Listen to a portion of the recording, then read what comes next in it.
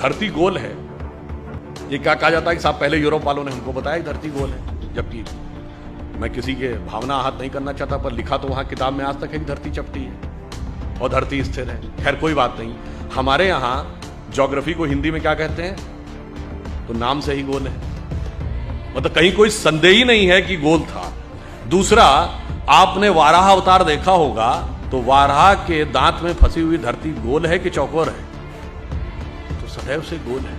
उसके बावजूद हमें समझाया जाता है कि गोल धरती है, ये उन्होंने हमको बताया। कलकत्ता के पुलिस कमिश्नर को मार दिया गया और वाइसराय हार्डिंग के ऊपर बम फेंक दिया गया था। कभी आप कल्पना करें जरा उस सरकार की कि वाइसराय पे बम, असेंबली में बम, पुलिस कमिश्नर की हत्या, खजाना लूट गया, शस्त्रागार लूट गया, सरकार तो हिल गई होगी। उनका बेचारों का कोई योगदान ही नहीं था, सारा योगदान एकमेव था। तो मेरे विचार से सारा योगदान उनका था। जिन लोगों के जो काला पानी सह रहे थे उनका योगदान नहीं था, जिन्हें कोल्हू में बैल की तरह जोत दिया गया उनका योगदान नहीं था, जो जेल में रह रहे थे पर जलवे से रह रहे थे, जो किताब भी लिख रहे थे, सेक्रेटरी भी उनके साथ था और एक नहीं 3-3 4-4 किताबें लिखी, जिनके वाइसराय के साथ अत्यंत मधुर पारिवारिक संबंध थे, वो संघर्ष कर रहे थे। ऐसा अद्भुत इतिहास जो हमारे यहां बताया गया है। तो एक बार मुझे याद है कि एक टीवी डिबेट हो रही थी, तो उसमें यह हुआ कि अमेरिका ने मदद पाकिस्तान को रोक दी। तो वो पाकिस्तान की तरफ से एक पत्रकार महोदया बैठी थी, उन्होंने कहा जी आपको मदद की जरूरत होगी, हमें मदद की जरूरत नहीं है। तो हमने कहा जी हम अमेरिका से क्या लेते हैं ये इंपॉर्टेंट नहीं है, हम अमेरिका को क्या देते हैं।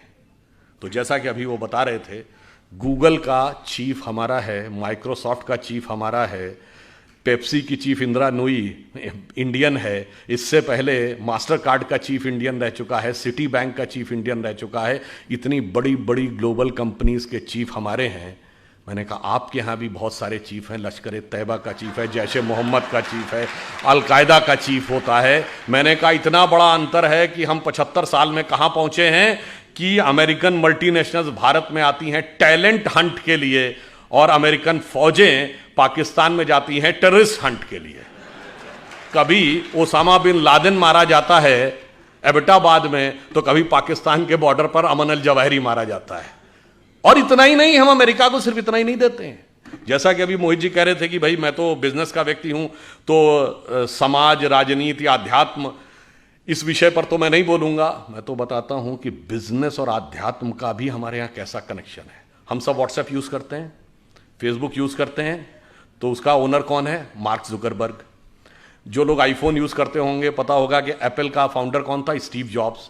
अब ये मार्क जुकरबर्ग ने खुद कहा कि एप्पल के फाउंडर स्टीव जॉब्स ने उनसे कहा था कि अगर जिंदगी में कभी इतना बुरा वक्त आ जाए कि तुम्हें लगे कि तुम्हारा कॉन्फिडेंस ही खत्म हो गया है, पूरी तरीके से हताश हो गए हो, तो ऐसा करना, भारत में जाना, वहां नैनीताल जिले में कैची में नीम करोरी बाबा का एक आश्रम है, वहां जाके तुम्हें एक नई ऊर्जा मिलेगी। और मार्क जुकरबर्ग ने कहा कि मैं आया, वो दौर जब आया और मुझे एक नया कॉन्फिडेंस मिला और जाके फिर मैंने नए सिरे से यह रचना प्रारंभ की। तो हम बिजनेस के साथ साथ हम यह भी देते हैं, तभी हमने कहा कि हम सोने की चिड़िया के साथ साथ जगत गुरु भी बनेंगे, यही हमारा भवितव्य है। परंतु इस अमृत काल से पहले हमें यह भी समझना होगा कि अमृत तो बाद में आता है, सागर मंथन में विष पहले आता है। बहुत सारा विष हमारे दिमागों में भरा हुआ है।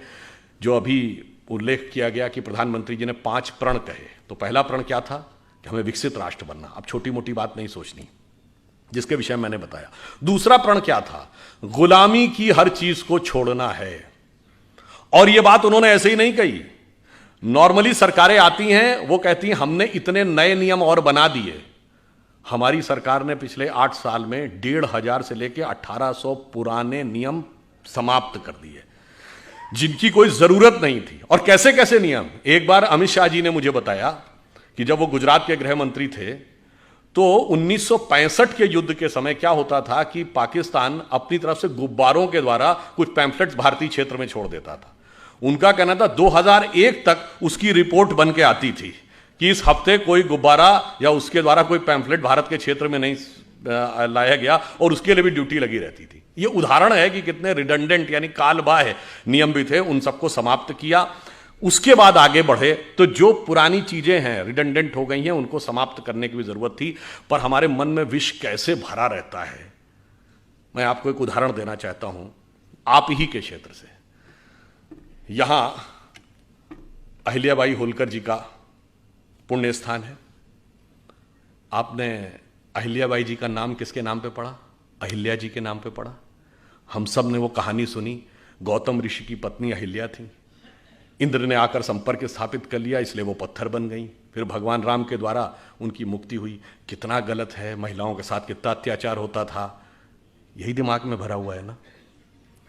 पर आप में से किसी ने कभी ध्यान दिया कि अहिल्या शब्द और गौतम शब्द और राम शब्द का अर्थ क्या है? अहिल्या का अर्थ होता है जिसे हिलाया ना जा सके। देखिए, ये सब हमारे अंदर की चेतना के द्वंद्व का प्रकटीकरण है। क्योंकि जब भगवान जन्म लेते हैं तो केवल एक सामान्य, उसके लिए लीला क्यों कहते हैं? वो एक एक जून के जीवन की घटना हमारे अंदर की चेतना का एक प्रकटीकरण है। मन की वह अवस्था जिसे विचलित नहीं किया जा सके, जिसे जरा भी हिलाया ना जा सके, वह है अहिल्या।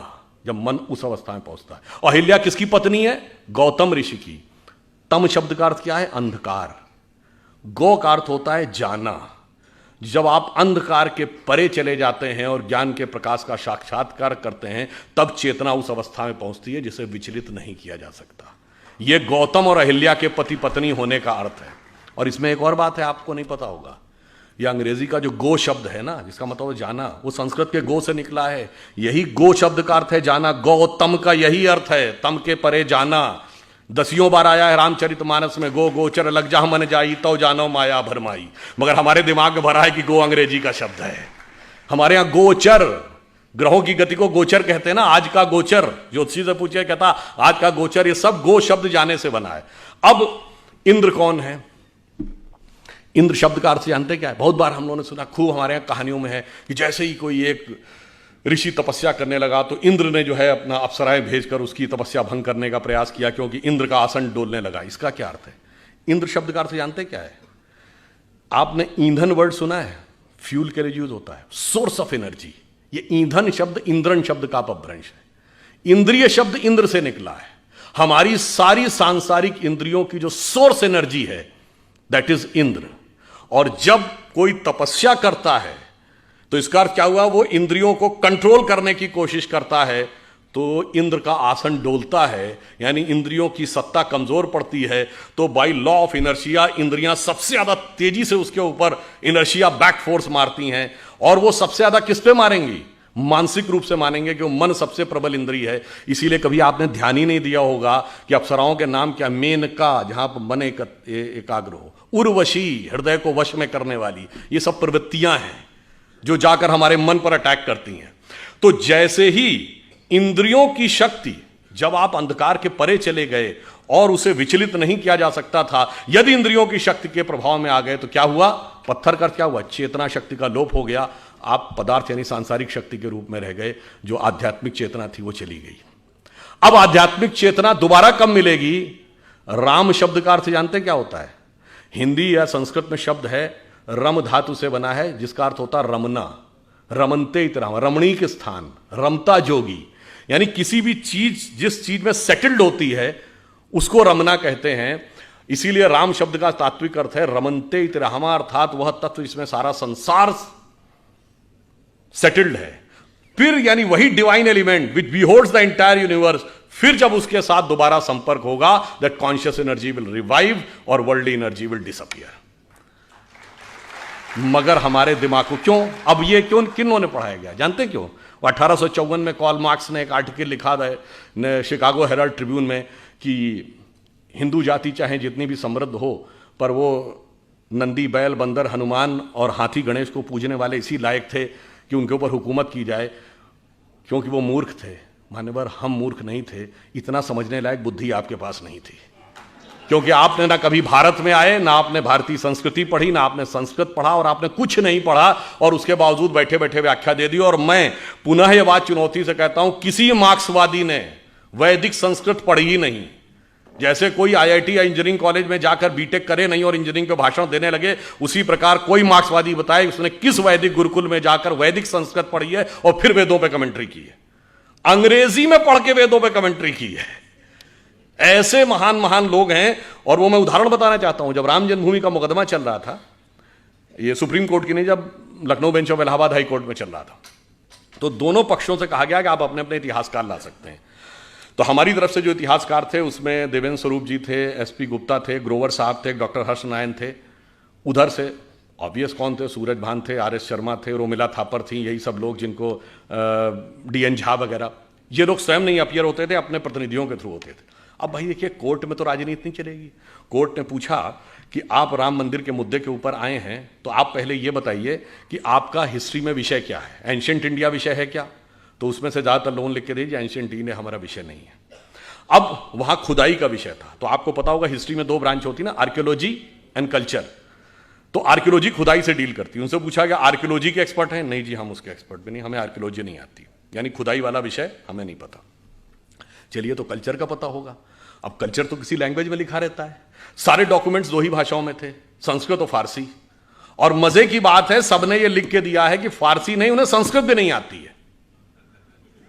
यानी ना खुदाई जानते थे, ना लिखाई जानते थे, और दावा ये सारी खुदाई जानते थे। वो आके हमको समझाते थे, जबकि हमारी तरफ से लोग ऐसे थे जो संस्कृत भी जानते थे, फारसी भी जानते थे। डॉक्टर हर्ष नारायण श्रीवास्तव को मैं व्यक्तिगत रूप से जानता हूं, जितने बड़े संस्कृत के विद्वान थे उतने बड़े फारसी के विद्वान थे। इसलिए जब बाबरी मस्जिद वाले कोई डॉक्यूमेंट देते थे फारसी का और उसका ट्रांसलेशन करके देते थे, तो डॉक्टर हर्ष नारायण को दिया जाता था टू वेट दैट ट्रांसलेशन, कि भाई जो ये ट्रांसलेशन है ये यही है या इसमें कोई एक आध नुक्ते का हेरफेर है। इससे आप समझिए कि किस प्रकार की चीजें हमारे दिमागों में भरी गई और हमारा दिमाग किस तरीके से उन सारी चीजों से इफेक्ट हो गया, और किन लोगों ने भरी जिनको उसका कुछ भी एबीसीडी नहीं आती थी।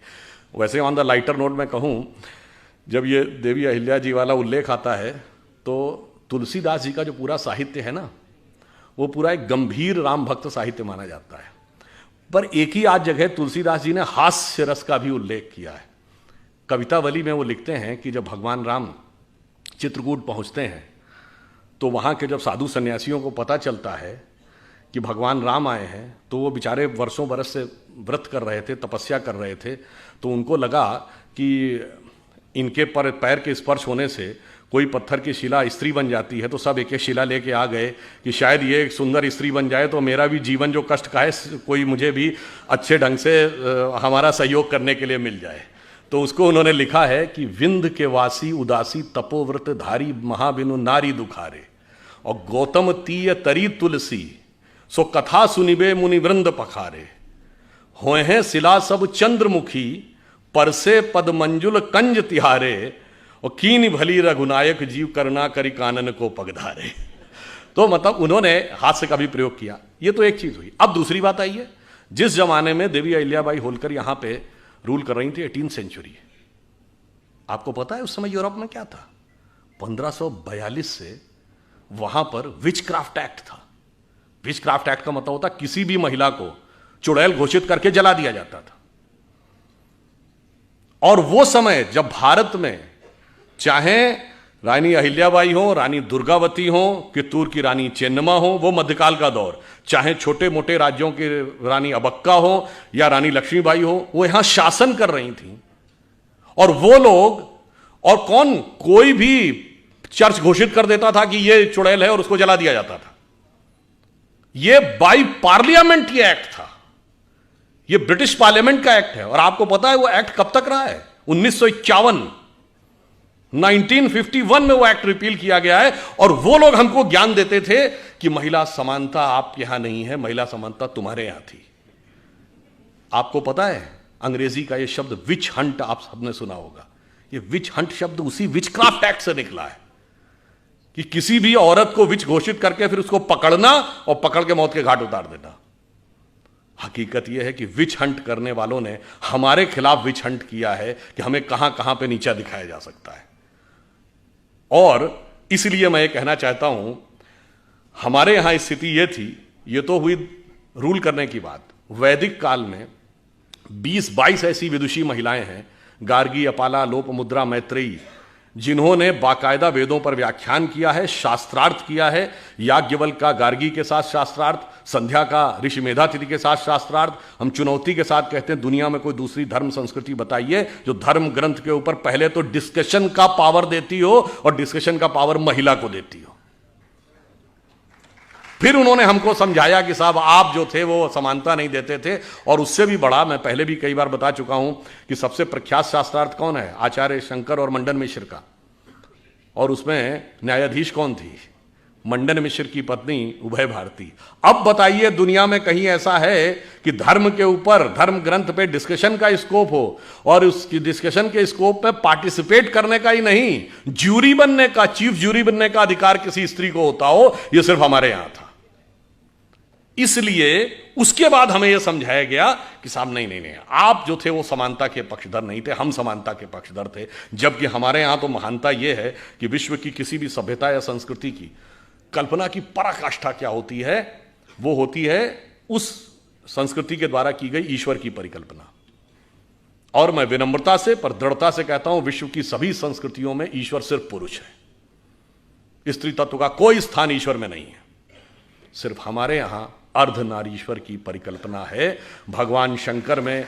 और वो किस प्रकार का स्वरूप है जिसको कालिदास ने अपने कुमार संभवम के प्रथम श्लोक में लिखा है, वागार्थमि संप्रक्त रघुवंश में, वागार्थमि संप्रक्तो वागार्थमि प्रतिपतये जगतः पितरो वंदे पार्वती परमेश्वरो। अर्थात भगवान शंकर में, शंकर पार्वती के रूप में वह अर्धनारीश्वर स्वरूप इस प्रकार मिलकर संसार की रचना करता है जैसे वाक और अर्थ, जैसे कविता में शब्द और अर्थ।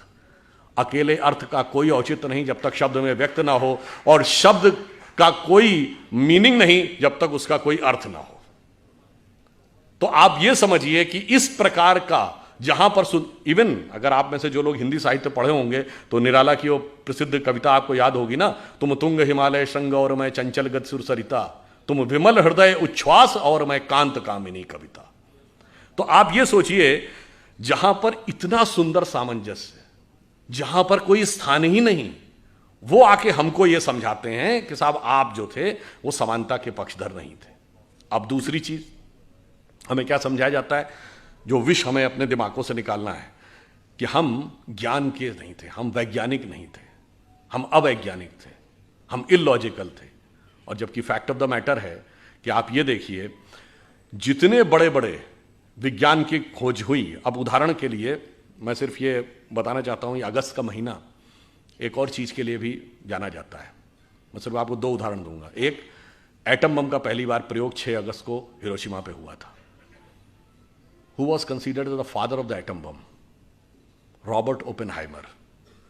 और जब 16 जुलाई 1945 को अमेरिका में बिकनी हिल पे पहला एटम बम का सक्सेसफुल प्रयोग हुआ था, उसको देखने के बाद रॉबर्ट ओपेनहाइमर ने पहला शब्द बोला था कि मुझे भगवत गीता का वह श्लोक याद आ रहा है जिसमें भगवान ने कहा है, यदि सृजन मैं हूं तो विनाश भी मैं ही हूं। वह वेद और गीता को पढ़ता था। कौन? Father of the atomic. और आजकल फिल्म चली हुई ना रॉकेटरी, आप में से बहुतों ने देखी होगी। सबसे कठिन विषय विज्ञान का किसको माना जाता है? Rocket science. अब आपने कभी सुना है कि father of the rocket science किसको कहा जाता है? एक जर्मन वैज्ञानिक था, वर्नर वॉन ब्रॉन, जिसने सबसे पहले रॉकेट इंजन बनाया, उसको कहा जाता फादर ऑफ द रॉकेट।